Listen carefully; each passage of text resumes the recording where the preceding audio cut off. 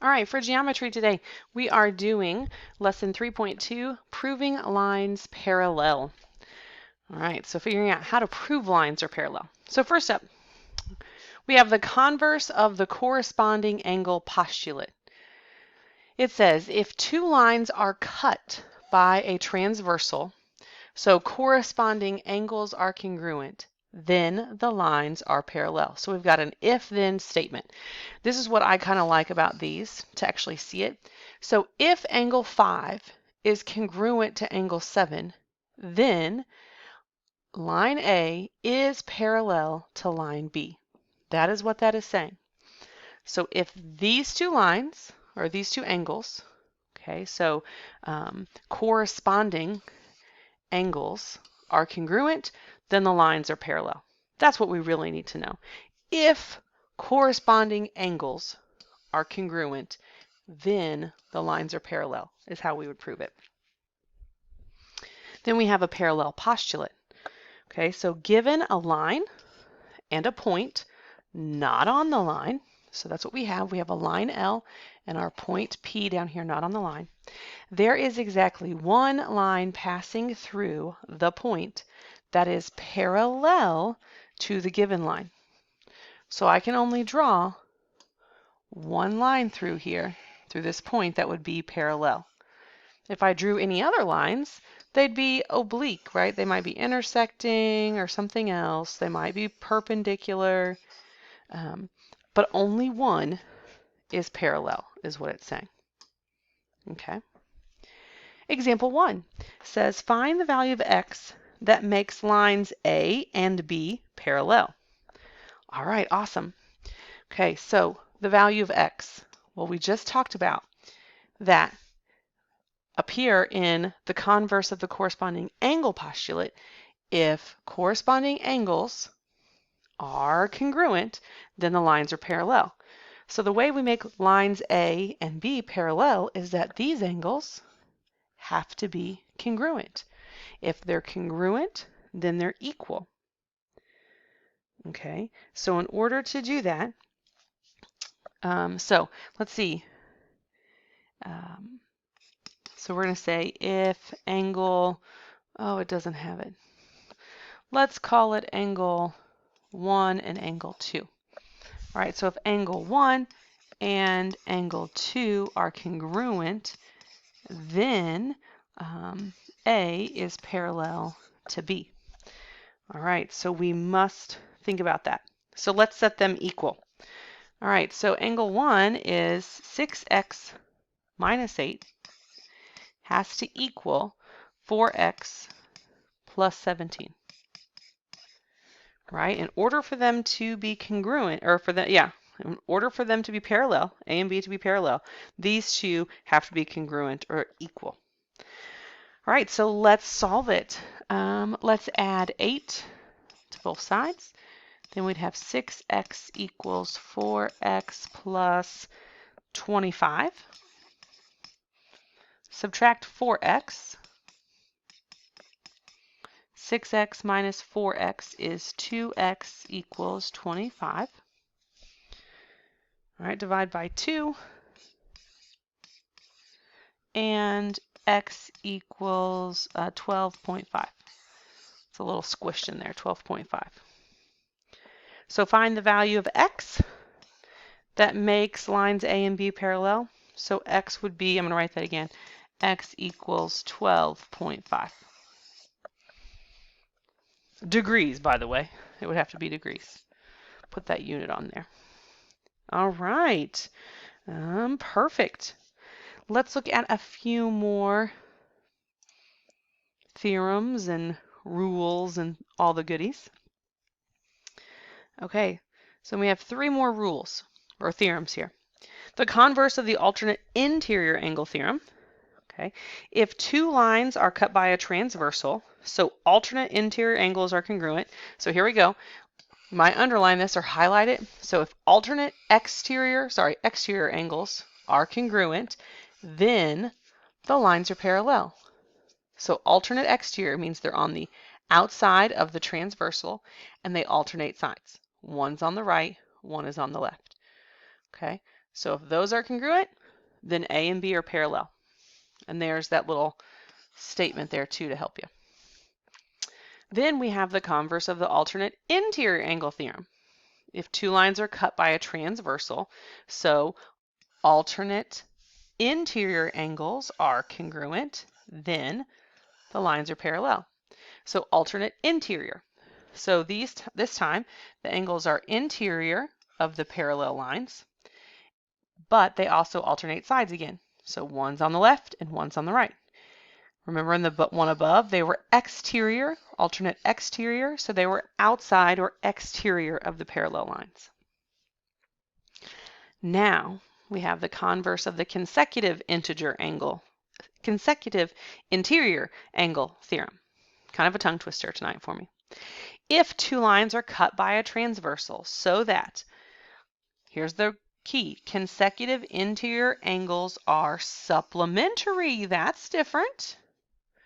Okay, then the lines are parallel. But this time they have to be supplementary. That's different. Okay, but they are interior, consecutive interior. So angle 6, okay, and angle 7. They're not equivalent. Okay, so let me mark those a little bit differently. So angle 6 and angle 7, okay, they're not congruent, but they have to be supplementary. Remember what is supplementary? How many degrees? Good, 180 degrees. So let me maybe erase these lines. So angle 6 and angle 7 are supplementary, or 180 degrees. Then lines A and B are parallel. So lots of ways to prove that lines are parallel. And we're not done yet. So let's flip over to the next ones. We have the converse of the perpendicular transversal. So if two lines are perpendicular to the same transversal, then they are parallel. All right, so we've got perpendicular to the same transversal. So B is perpendicular to T and A is perpendicular to T. Then they are parallel. So A and B are parallel. Okay, so we have another nice little notation there to help you. So if A is perpendicular to T and B is perpendicular to T, then A is perpendicular to B. And the B got cut off in my copying. So there you go. Example 2. It's a proof. Aren't you so excited? Woo woo. All right, so example 2. Prove the converse of the perpendicular transversal theorem. Okay, so we want to prove this. Okay, so we're given A is perpendicular to T and B is perpendicular to T. Remember, step 1, that's given. All right, and we want to prove that A is parallel to B then. All right, so if we know that these are perpendicular, we can use this picture. A perpendicular lines create what kind of angles? Okay, right angles. So that's what we can write that. So step 2 is that angle, let's call these 1. Oh, here we go. Sorry, I was looking at the wrong picture. Angle 1 and 3. So let's say angle 1 and angle 3 are right angles. And does anybody know the reason for that we can use? If they're perpendicular, then they're right angles. That's just a definition of right angles. Or, oh, sorry, that's the definition of perpendicular lines. Not right angles, the definition of perpendicular lines. Because we know they were perpendicular lines make right angles. Okay. So then, if we know that they're both right angles, what's another term we could use to describe them in relationship to each other? We know they're both right angles, but in relation to each other, what are they? Well, they're congruent. Okay, so we could say, well, angle 1 is congruent to angle 3. Fantastic. And what makes us say that?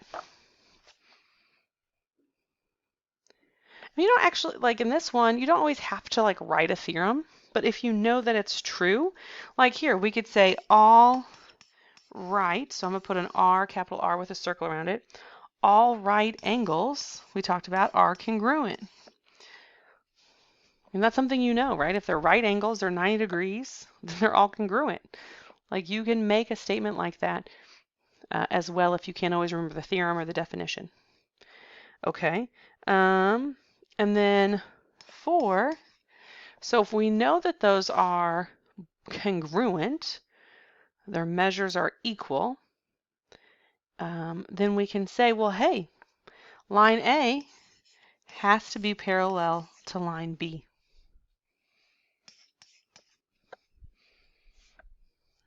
And that is that converse of the corresponding angles postulate. That says that. It's the converse of the corresponding angles postulate. That helps us know that one. That one might have been the hardest one, but yesterday I gave you that packet of postulates and theorems, so that might help you look back at that one in particular. Okay, let's look at the transitive property. That's going to be pretty awesome. We have the transitive property of parallel lines. So if two lines are parallel to the same line, then they're parallel to each other. That's pretty awesome. So if A is parallel to B, so see how they both have these little, they both have one arrow on it. That's saying they're parallel to each other. And B is parallel to C. Okay, so now up here they both have these two triangles saying that they're parallel. Then A is parallel to C. It's just like it's the transitive property. It's just like in the algebraic part when we said, well, if A equals B and B equals C, then A equals C. Except now our equal sign was turned sideways to look like parallel lines. All right, so let's try example 3. Which lines can be proved to be parallel from each given statement? Yikes. Let's see what we can do. State the postulate or theorem that justifies your answer. Okay, here's some toughies. 4A says angle 1 is congruent to angle 2. So angle 1 is congruent to angle 2. All right, well, if we know those are congruent, they alternate sides, so they're alternate. They're interior to the parallel lines, right? To the lines, I should say. To lines A and B. They're inside of those. So these would be alternate interior angles. So A is, if angles 1 and 2, angle 1 is congruent to angle 2, then A is parallel to B because alternate interior angles are congruent. All right, that's what we know. How about if we look at, let me erase a little bit. What if we look at the B? Angle 2 is congruent to angle 3. All right, so this time we need to find our parallel lines. This time, or our lines that they're between. These are our lines. Okay, and angle 2 and angle 3 are alternate again, but they're exterior, they're outside of them. So C and D are our lines. We could say, well, C would be parallel to D because alternate exterior, EXT, angles are congruent. So you have to memorize these theorems to be quick to pull them out and use them. Okay, you've got to memorize some of those, especially if they have a special name like alternate interior angles, alternate exterior angles. You're going to have to learn that terminology. Okay, let's look at C. Erase, erase, erase. All right, and C. The measure of angle 5 is equal to the measure of angle 6. Oh, sorry, pardon me. I can't read. The measure of angle 5, so let me circle it, plus the measure of angle 6 equals 180 degrees. Okay, so again, we need to find the two lines that those are in between. And so that would be line A and line B here. Okay, and so what's the relationship between 5 and 6? What are those called? Good, those are the consecutive interior angles. All right, so A would be parallel to B because consecutive, I'm going to write that all out because it's a new one we learned today. Consecutive interior angles are, what they have to be? Congruent? No, good, are supplementary.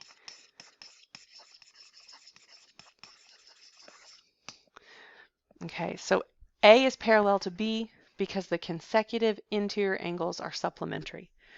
Super helpful stuff there. All right, give the On Your Own a try, and I will see you all tomorrow. Have a great day.